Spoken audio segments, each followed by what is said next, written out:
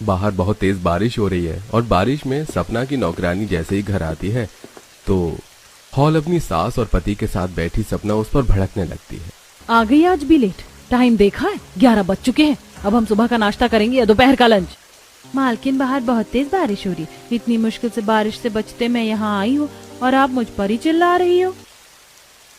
कोई बात नहीं, तुम जाकर खाना बनाओ। ऐसे कैसे कोई बात नहीं, ये रोज लेट आती है और सैलरी टाइम पर लेती है।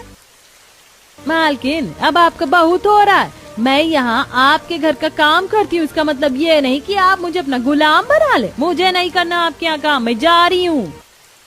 सपना की चिकचिक से परेशान होकर उसकी नौकरानी काम छोड़कर बारिश में ही चली जाती है। बहू, इतनी मुश्किल से एक नौकरानी मिली थी, तूने उसे भी 2 महीने में भगा दिया। सपना देख तो लेती बाहर कितनी तेज बारिश हो रही है, तुम बेकार ही उस पर नाराज हुई। बताओ अब खाना कौन बनाएगा, क्योंकि तुम तो खाना बनाने से रही। तभी पेट पकड़कर राजू पिंकी आते हैं। माँ पापा, हमें बहुत भूख लग रही है, बाहर बारिश हो रही है, आप मेरे लिए पिज्जा मंगवा दो ना। मुझे भी इस बारिश में मोमोज खाना है। बेटा, तेरी बीवी तो खाना बनाने से रही, अब जब तक नौकरानी नहीं मिल जाती बाहर का ही खाना पड़ेगा।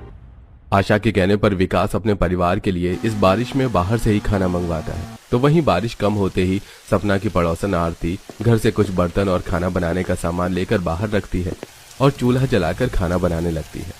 पर एक बार फिर तेज आंधी तूफान चलती है और उसका तिरपाल फटकर उड़ जाता है, जिस वजह से वो जल्दबाजी में सारा सामान अंदर रखने लगती है। माँ जी, राहुल, गोलू, राधा सब जल्दी से बाहर आओ। देखो तेज आंधी तूफान के साथ बारिश भी होने लगी। सारा सामान गीला हो उससे पहले अंदर रखवा दो। इस बारिश को भी अभी होना था। माँ, मैं तो पूरी गीली हो गई। जल्दबाजी में आरती सारा सामान तो घर में रख लेती है, पर लकड़ियां रखना भूल जाती है और वो सब गीली हो जाती हैं। जल्दबाजी में सारा सामान घर में तो रख लिया, पर लकड़ियां बाहर ही रह गई।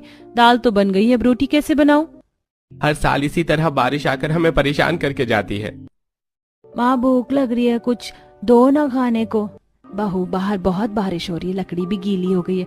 मैं पड़ोसी से थोड़े चावल मांग कर ले आती हूँ। इतना बोल शांति सिर पर छोटी सी पन्नी लगाकर बाहर जाती है और बर्तन से चावल ढककर घर आती है और दोनों बच्चों को खिलाती है। तो वहीं दरवाजे पर खड़ी उदास आरती राहुल से कहती है। राहुल, कभी बहुत तेज आंधी आती तो कभी बारिश। कई बार खाना बनाते हुए खाने में बारिश का पानी चला जाता है। क्यों ना हम भी एक छोटी सी रसोई बना लें। आरती, तुम तो जानती हो 2 महीने से सैलरी नहीं मिली है, घर चला पाना भी मुश्किल हो रहा है। मैं कल दूसरा तिरपाल बांध दूंगा। अब कल राहुल दूसरा तिरपाल बांध देता है। इसी तरह कुछ दिन बीत जाते हैं और एक दिन राहुल ऑफिस गया होता है तो वहीं दोनों बच्चे स्कूल में होते हैं और